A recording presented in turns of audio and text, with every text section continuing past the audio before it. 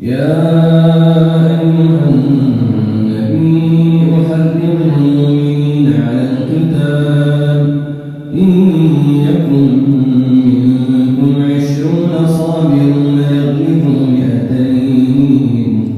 وإن تكن منكم 100 يغلبوا 1000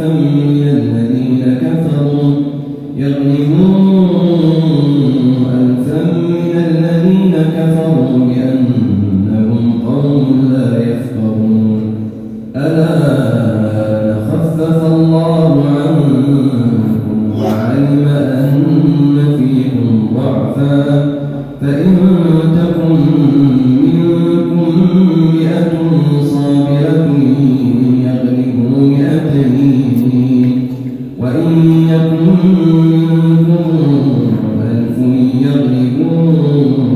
2000 بإذن الله والله مع الصابرين.